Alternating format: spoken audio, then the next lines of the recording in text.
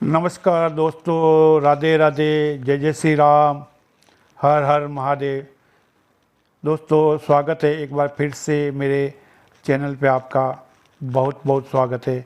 आपका जो प्यार मिल रहा है मुझे बहुत अच्छा लग रहा है और उस प्यार की बदौलत मैं आज एक और नया वीडियो आपके सामने लेके आया हूँ। दोस्तों, हमारे परिवार में कभी अपेक्षा नहीं करते हैं तो भी बहुत सारी झगड़े, आपस में लड़ाइयाँ होती रहती है। इसका क्या कारण है, क्यों होते हैं हमारे परिवार में ऐसे लड़ाइयाँ, आपको ये वीडियो में पूरा उल्लेख मिलेगा। भगवान कृष्ण की बताई हुई 7 बातें आपको मैं बताऊंगा, जिसको आप ध्यान में रखकर आपके घर में छोटी छोटी बातों पे होने वाली लड़ाई को भी रोक सकते हैं और अपने घर में, आपके घर में कभी दरिद्रता नहीं आएगी, कभी व्यापार में घाटा नहीं होगा दोस्तों। तो दोस्तों बहुत सी ऐसी बातें हैं जो हमारे घर की हमें बाहर नहीं बताना चाहिए और उससे क्या क्या नुकसान होते हैं बाहर बताने से, और लोग हमारा कैसा फ़ायदा उठाते हैं, आपको ये पूरे इस वीडियो में आपको देखने को मिलेगा। तो अब तक आपने मेरा वीडियो सब्सक्राइब नहीं किया हो तो सब्सक्राइब कर दे, आपको हाथ जोड़ के विनती है। आप सब्सक्राइब करने से मेरी हिम्मत बढ़ती है दोस्तों। तो दोस्तों चलो वीडियो आप शुरू करते हैं, आपका समय बर्बाद नहीं कर सकते हैं। तो दोस्तों, कहानी है एक नगर की। एक नगर में किशन नाम का एक युवक रहता था। वो कामकाज में होशियार, हर चीज़ में होशियार था और उसका कारोबार भी ठीक था। घर में कोई चीज़ की कमी नहीं थी, धन दान की कोई कमी नहीं थी, दौलत की कोई कमी नहीं थी और बहुत ही सुकून से उसकी ज़िंदगी बसर रही थी। लेकिन उसकी एक कमी थी दोस्तों, अपने व्यापार की बातें, अपने घर परिवार की बातें, अपने धंधे में कितनी इनकम है, क्या नहीं है, कितना है, क्या आवाजा, कहाँ से माल लाता है, कैसे बेचता है, किसको देता है, ये सारी बातें अपने दोस्तों में शेयर कर लेता था। उस बातों का असर धीरे धीरे ये हुआ दोस्तों कि लोगों ने उस चीज़ का फ़ायदा उठा दिया और उसका कारोबार धीरे धीरे बंद पड़ गया और वो राजा से रंक बन गया दोस्तों। तो अभी उसके घर में खाने पीने की भी बहुत तकलीफ़ पड़ गई थी। 2 वक्त की रोटी भी जुटाना उसके लिए भारी था। तो वो काम की तलाश में इधर उधर घूमता रहता था कि कुछ भी मुझे काम हाथ लगे मैं प्यार से करूँगा। लेकिन थका हारा वो शाम को घर आ जाता था, उसको काम नहीं मिलता था। उसको पत्नी को एक दिन बैठे बताया कि मैं रोज़ काम के तलाश में जाता हूँ लेकिन मुझे कोई काम देने को लिए तैयार नहीं है। तो उसकी पत्नी ने बताया कि आप जिसके पास एक बार जाते क्या दोबारा उसके पास आप जाते हैं?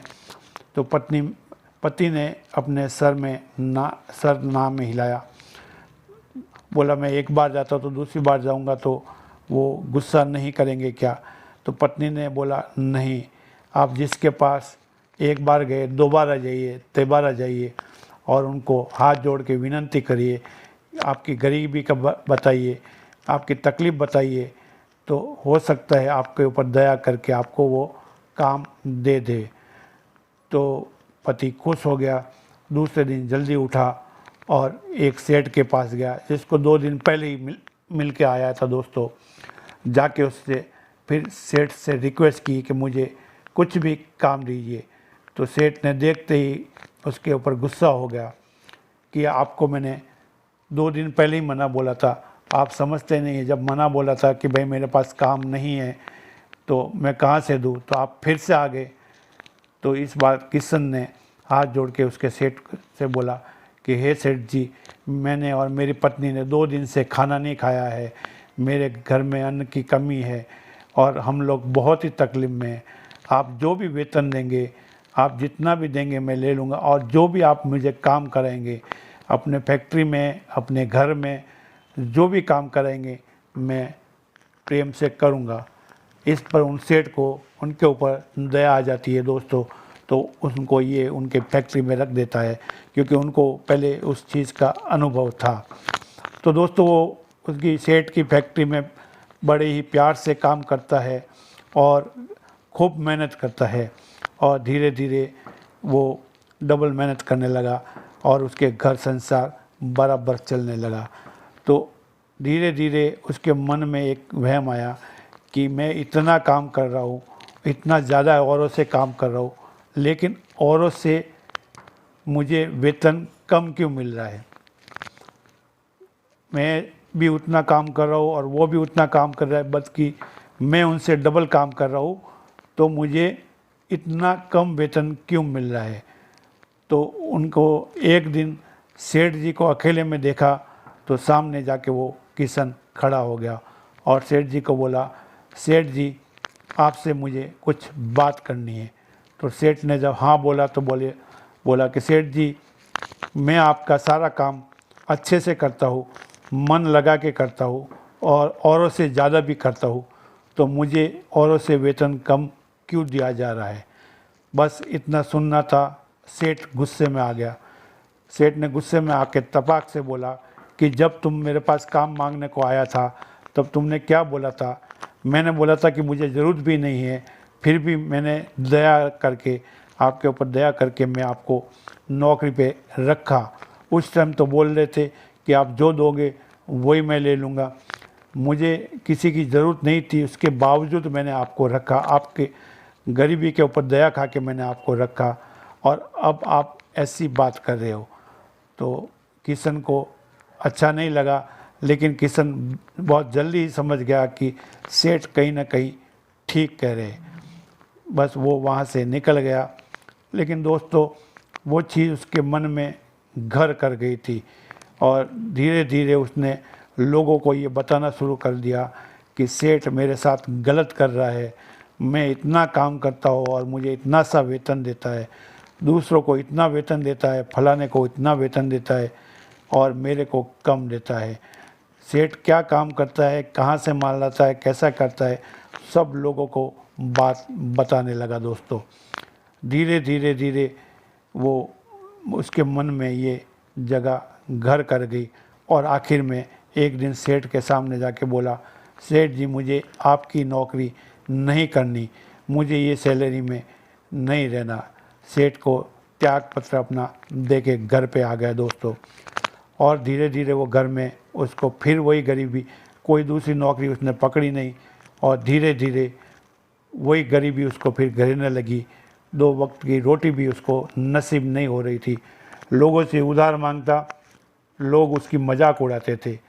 लोग मुंह पे तो अच्छी बात करते थे, लेकिन जैसे पीठ घुमाते थे तो बोलते थे पैसा तो उधार दे देवे, लेकिन ये चुकाएगा कहाँ से, इसकी क्या औकात है, इसकी क्या ताकत है, ये मूर्ख है, इसने अच्छी सी नौकरी को छोड़ दिया, इसका काम धंधा अच्छा था, ये इतना मूर्ख आदमी है। इस टाइप की लोग पीठ पीछे बातें करते थे दोस्तों। तो धीरे धीरे उसके घर में इतनी तकलीफ़ हो गई कि उसने अपने आप को ख़त्म करना ठीक समझा। तो एक दिन उसकी पत्नी सोई थी, उसको रात को अकेला छोड़ के आंखों में आंसू भर के वहाँ से निकल गया जंगल की तरफ अपने आप को ख़त्म करने। दोस्तों वो धीरे धीरे धीरे धीरे जंगल में आगे बढ़ रहा था और आगे बढ़ रहा था और अपने मन में पता नहीं क्या क्या सोचे, क्या क्या विचार कर रहा था कि उसको एक साधु संत एक चट्टान पे बैठे नजर आए। तो दोस्तों साधु ने उनको दूर से देख के ही पहचान लिया कि ये युवक कुछ न कुछ परेशानी में है। युवक किशन को तो वो साधु नज़र नहीं आए, लेकिन साधु बराबर उनके ऊपर नज़र गड़ाए हुए था। और जैसे ही उनके पास से गुजरा, उसने साधु ने उस युवक को आवाज़ लगाई। जब नज़दीक जाके उस साधु को उसने प्रणाम किया, महात्मा को प्रणाम किया। प्रणाम करने के बाद में साधु महात्मा ने किशन से सवाल पूछा कि हे युवक, इतने जंगल में आप कहाँ जा रहे हो और आप इतने परेशान क्यों लग रहे हो।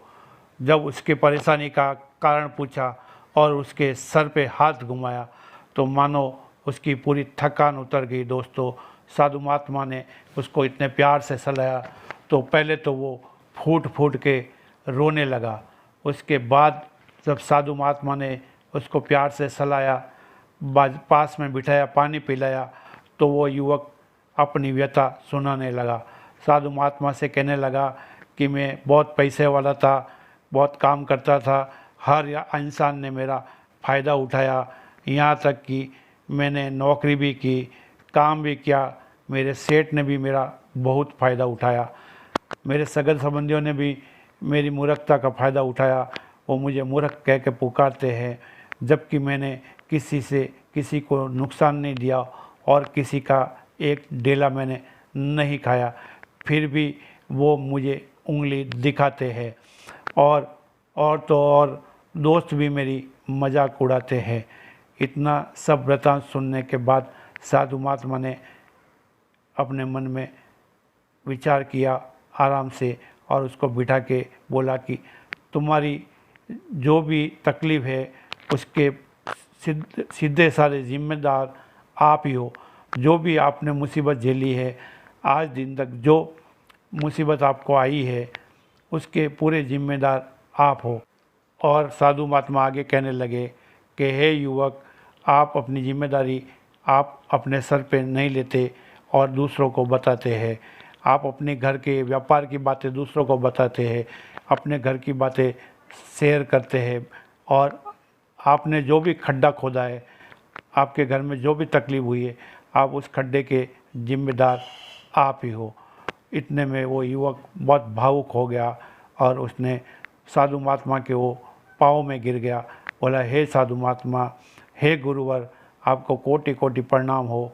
आज मैं जो भी हूँ, जैसा भी हूँ, लेकिन अभी इस तकलीफ़ से निकालने वाले सिर्फ आप ही है। आप ही मुझे मार्गदर्शन करें तो मैं तकलीफ़ से निकल सकूं। मैं तो अपने आप को ख़त्म करने को जा रहा था, आपने ही आवाज़ दी है, तो अब हे मुनिवर, हे गुरुवर, आप ही मुझे रास्ता दिखाए। किशन की इतनी बातें सुनकर साधु महात्मा भावुक हो गए और उन्होंने किशन से कहा कि हे किशन, हे युवक, अभी जो मैं बातें आपको बता रहा हूँ वो ध्यानपूर्वक सुनो, और दूसरी बात ये ध्यान रखना कि मेरी कही हुई बातों को दूसरों को नहीं बताना। मैं आपको 7 वो बातें बता रहा हूँ जो भगवान कृष्ण ने कही है। कृष्ण भगवान की वो 7 बातें आपको मैं बता रहा हूँ, जिसको सुन के आप अपने जीवन में उतारना और उसके ऊपर गौर करना और अपनी ये बातें दूसरों को नहीं बताना। इस प्रकार से साधु महात्मा ने किशन को पहली बात बताई कि पहली बात मैं आपको बताने जा रहा हूँ, तो हे किशन, आप ध्यान से सुनो। पहली बात यह है कि अपनी मजबूरी किसी को नहीं दिखाना। मजबूरी दिखाने का क्या औचित्य? हे किशन, आप दूसरों को मजबूरी बताएंगे तो उस मजबूरी का वो सामने वाला फ़ायदा उठाएगा, आपकी मजबूरी का सौदा कर देगा। आप पहले से ही मजबूर हो, ये उसको पता पड़ जाएगा। इसके लिए वो हमेशा तत्पर रहेगा कि आपकी मजबूरी का फ़ायदा उठाते। मजबूरी दूसरों को बताने का क्या औचित्य रहता है? क्या आप दूसरों से उधार लेना चाहते हैं या उनसे कोई काम निकलवाना चाहते हैं? अगर आप दोनों ही परिस्थिति में आप तकलीफ़ पाओगे। अगर उधार लोगे तो भी आपको वो उसके बदले में बहुत कुछ ले लेगा, और आपको कोई काम निकलवाना है तो भी आपकी मजबूरी का वो फ़ायदा उठाएगा। इसके लिए आज से ये गांठ बांध के रख दो कि अपनी मजबूरी किसी को नहीं बताए। घर में बासी कुसी जैसी रोटी है, जैसी सब्जी बनी है, सूखी रोटी है, ठंडी रोटी है, खा के निकल जाओ, लेकिन बाहर आके मत बताओ कि मुझे ये परेशानी है। उस परेशानी का कोई मददगार तो नहीं मिलेगा, लेकिन उस मजबूरी का सौदा ज़रूर कर देंगे। तो हे किशन, भूल से भी अपनी मजबूरी किसी को मत बताओ। मजबूरी का लोग जम के फ़ायदा उठाएंगे। और हे किशन, अभी मैं तुम्हें ये दूसरी बात बताने जा रहा हूँ, जो ध्यानपूर्वक सुनो। दूसरी बात गुरुवर ने ये बताई कि अतीत की गलतियाँ किसी को मत बताओ और भविष्य की रणनीतियाँ किसी को साझा न करो। हे किशन, अतीत की गलतियाँ दूसरों को बताने से क्या फ़ायदा? अतीत की गलतियाँ आप बताने से ये होगा कि आपका लोग फ़ायदा उठाना चाहेंगे और यहाँ तक कि आपको उस गलतियों के कारण ब्लैकमेल भी कर सकते हैं और बात बात में आपको नीचा दिखा सकते हैं। तो इसके लिए हे किशन, अपनी अतीत में हुई गलतियाँ किसी को नहीं बताना चाहिए, किसी को नहीं, किसी अपने को, अपनी पत्नी को भी नहीं बताना चाहिए और पत्नी को पति को भी नहीं बताना चाहिए। नहीं तो वो हमेशा उस अतीत की गलतियों से आपको परेशान करेंगे, आपको ब्लैकमेल करेंगे। और इसी तरह भविष्य की रणनीति किसी को नहीं बताना चाहिए कि आप भविष्य में क्या करना वाले हैं, कैसे करने वाले हैं। हे किशन, लोगों को जिस चीज़ की शुरुआत भी नहीं पता, जिसकी ABCD भी नहीं पता, आज की भाषा में ये कहते हैं, वो भी आपको ज्ञान देने लगेंगे और आपके राह में रोड़ा बनेंगे। इसके लिए भविष्य में जो आप काम करने वाले हैं, जो व्यापार करने वाले हैं या कोई भी काम करने वाले हैं, अच्छा, या आप जो भी काम आप भविष्य की रणनीति आपका है, वो किसी को साझा नहीं करें, वरना आपके रास्ते में लोग कांटे बिछा देंगे। लोगों को पहले से ही पता पड़ जाएगा कि ये क्या करने वाला है। जैसे आप अगर कोई व्यापार करने वाले हैं तो किससे माल लेने वाले हैं, किसको देने वाले हैं, कैसे लाने वाले हैं, कहाँ से पैसा आएगा, हर चीज़ आपका सामने वालों को पहले से ही पता होगी, तो वो आपको नुकसान देगा। तो दोस्तों, भूल से भी अपने अतीत में की हुई गलतियाँ और भविष्य की रणनीतियाँ किसी को नहीं बताए, नहीं तो उसके परिणाम उल्टे हो सकते हैं। तो दोस्तों, साधु महाराज ने अपनी बात जारी रखते हुए किशन को तीसरी बात बताई कि हे किशन, अब मैं तुझे जो तीसरी बात बताने जा रहा हूँ उसको ध्यानपूर्वक सुनो। हे किशन, अपने घर की बात किसी को नहीं बताना चाहिए। हाँ, अपने घर में जो भी बात है वो दूसरों को साझा नहीं करना चाहिए। अक्सर हम हमारे घर के झगड़े, हमारे घर की बातें, हमारे घर की कमजोरियाँ दूसरों को बता देते हैं, अपने रिश्तेदारों को बता देते हैं, अपने सगा संबंधियों को बता देते हैं, अपने दोस्तों को बता देते हैं। और होता ये है कि उस बातों को लेकर हमारे घर में घुसने का उनको मौका मिल जाता है और उसी बात के सहारे वो हमारे घर में आ जाते हैं और उसका इतना प्रभाव डालते हैं, उसका उल्टा इतना नतीजा निकालते हैं कि वो बात बतरंग बन जाती है और हमारे घर का झगड़ा पहले से ही बढ़ जाता है। इसके लिए हे भाई, हे किशन, अपने घर की बात किसी को नहीं बताना चाहिए, वरना हमारे घर के कलेश और बढ़ जाएंगे और एक दिन ऐसा आएगा कि हमारे घर का बंटवारा तक लोग करा देंगे। इसके लिए भूल से भी अपने घर की बात किसी को ना बताए। दोस्तों, जाहिर है कि अपनी बात दूसरों को बताने से, अपनी पत्नी की बात दूसरों को बताने से, अपने पति की बात दूसरों को बताने से, अपने माता पिता की बात दूसरों को बताने से जाहिर है कि उनको गुस्सा आएगा और उसका उल्टा असर ये होगा कि वो लोग हमारे घर का बंटवारा तक करा देंगे। तो भूल से भी अपने घर की बात दूसरों में साझा नहीं करें। इस प्रकार गुरुवर बोले, हे किशन, अभी मैं तुझे जो चौथी बात बताने जा रहा हूँ उसको ध्यानपूर्वक सुनो। उसको सुन के तुमको धक्का भी लगेगा और अचंभा भी होएगा कि ये गुरुवर को कैसे पता पड़ी। ये हर इंसान के साथ में ऐसा होता है, तुम्हारे साथ में भी ऐसा हुआ है और जो भी ये वीडियो देख रहे हैं उनके साथ में भी ये घटना ज़रूर घटी होगी। तो हे किशन, चौथी बात यह है कि अपनी आमदनी को किसी को ना बताए, अपनी इनकम को किसी को ना बताए। अपनी आमदनी बताने से ये होगा कि लोग तुम्हें आशा भरी नज़रों से देखेंगे, उनको लगेगा कि इसके पास बहुत पैसा है। जब भी उनको ज़रूरत होगी आपसे उधार मांगने को आएंगे, उनको लगेगा कि इनके पास बहुत पैसा है तो इनसे उधार लेना चाहिए। तो अपनी आमदनी बताने का ये नुकसान होएगा कि अगर आपने उनको मना बोल दिया तो आपको घमंडी, आपको चापलूस, आपको क्या क्या पदवी आपको दे सकते हैं, आपको मौका परस्त, आपको पुरानी बातें भी याद दिला देंगे कि जब तुम्हारे घर में ऐसा हुआ था तो उन्होंने पैसा दिया था, मैंने पैसा दिया था, या मैंने क्या क्या आपकी मदद की थी। आपकी दुश्मनी बढ़ जाएगी, आपके सगे संबंधी आपसे दूर हो जाएंगे। तो हे किशन, भूल से भी अपनी आमदनी किसी को नहीं बताना चाहिए।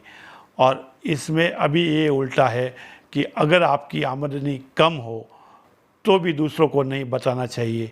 उससे ये होगा कि आपको लोग गैरत भरी नज़रों से देखेंगे, आपको लोग दया भरी दृष्टि से देखेंगे, आपके बारे में लोग बोलेंगे कि इतना सा इसका वेतन है, ये कैसा घर चलाता होगा, क्या खाता होगा, क्या पीता होगा, कैसे घर चलाता होगा। आपको गैरत भरी नज़रों से देखेंगे और यहाँ तक सोचेंगे कि इनसे हमने अगर दोस्ती रखी, इनसे संबंध रखा, इनके घर आना जाना हुआ तो कहीं ये हमसे उधार पैसे मांग ना ले। हालांकि वो पैसा देने में सक्षम नहीं है और वो अपनी इनकम भी आपको नहीं बताएंगे, लेकिन आपकी जो सैलरी है, आपका वेतन आपने लोगों को बता के अच्छा नहीं किया, उसके लिए आपका वो लोग फ़ायदा उठाएंगे, आपको मजाक बना लेंगे। तो हे किशन, भूल से भी किसी को अपनी आमदनी नहीं बताना चाहिए, नहीं तो आपको लोग परेशानी में डाल सकते हैं। और ये किशन, अभी अगली बात जो बताने जा रहा हूँ वो ध्यान से सुनो। अपनी कमज़ोरी और अपनी ताकत किसी को नहीं बतानी चाहिए। जी, अपनी कमज़ोरी और अपनी ताकत किसी को नहीं बताना चाहिए। हालांकि अपनी ताकत और कमज़ोरी का किसी को पता नहीं होता, और अगर किसी को पता होता है तो वो बुद्धिमान है। तो अपनी कमज़ोरी और ताकत अपनी पत्नी को भी ना बताए और अपनी पत्नी पति को भी ना बताए, क्योंकि हमेशा हम साथ में रहते हैं। तो जब भी कभी कोई ऊंच नीच बात आ जाए तो एक दूसरे का फ़ायदा उठा सकते हैं। तो अपनी कमज़ोरी अगर हम किसी को बताएंगे तो हे किशन, वो कमज़ोरी का फ़ायदा ज़रूर उठाएगा। जब भी हम तकलीफ़ में होंगे या सामने वाले का, जो दोस्त को हमने कमज़ोरी बताई है, उसका मन मुताबिक काम कभी हमने नहीं किया, कि सब दिन एक सर के नहीं होते हैं। अगर हमने उनके मन मुताबिक काम नहीं किया तो वो कमज़ोरी अपनी फ़ायदा उठा के अपने शत्रु को, अपने सामने वालों को अपनी कमज़ोरी बता के हमको नीचा दिखा सकता है। इसी प्रकार एक किसान, अपनी ताकत भी दूसरों को नहीं बतानी चाहिए। ताकत से ये होगा कि सामने वाले को पता पड़ जाएगा अपनी ताकत का, तो वो अपनी ताकत की क्या काट है उस काट की तैयारी करेगा और अपने से मजबूत, आपसे मजबूत सामने आदमी खड़ा करके आपको नीचा ज़रूर दिखा देगा। इसके लिए हे किशन, अपनी कमज़ोरी और अपनी ताकत किसी को साझा नहीं करनी चाहिए। और वो साधु महात्मा ने किशन को जो अगली बात बताई कि हे किशन, अपने शत्रु के बारे में भी किसी को नहीं बताना चाहिए। अगर हम अपने शत्रु के बारे में किसी को बताएंगे तो वो भी हमारे लिए तकलीफ़दायक हो। जैसा कि मैंने बताया कि सब दिन सर के नहीं होते। आपका जो दोस्त आज अच्छा है, कल कुछ कारणवश बुरा हो सकता है या कुछ मनमुटाव आ सकता है। वो मनमुटाव में उस चीज़ का फ़ायदा उठा के वो शत्रु से मिल सकता है और आपको नुकसान पहुंचा सकता है, या किसी आपके दुश्मन को उस शत्रु के बारे में जाके बता सकता है कि आपका फला फला शत्रु है, तो आपको वो काफ़ी नुकसान दे सकता है। इस प्रकार बात करते हुए उस साधु महात्मा ने आखिरी बात किशन को बताई कि हे किशन, अपने दान पुण्य के बारे में किसी को नहीं बताना चाहिए। किया हुआ दान हमें किसी को साझा नहीं करना चाहिए। हे किशन, हम अगर इस हाथ से दान करें तो दूसरे हाथ को भी दान का पता नहीं पड़ना चाहिए, वरना वो दान व्यर्थ चला जाता है। अगर हम दान करने के बाद उसका गुणगान करें तो ये तो दान नहीं हुआ, ये तो एक तरह का सौदा हो गया। तो अपने दान को गुप्त रखे और अपने किए हुए दान को किसी को ना बताए। दोस्तों, ये 7 बातें किशन को बताई जो भगवान कृष्ण के द्वारा हमें बताई गई थी। तो आपको ये बातें कैसी लगी? आपको अच्छी लगी है तो राधे राधे लिखे, जय सिया राम लिखे, और प्लीज़ प्लीज़ प्लीज़ मेरे चैनल को सब्सक्राइब करें। ऐसे ही वीडियो आपके सामने लाता रहूँगा। राधे राधे, जय श्री राम, हर हर महादेव। महादेव आपके घर में हमेशा सुख शांति बनाए रखे।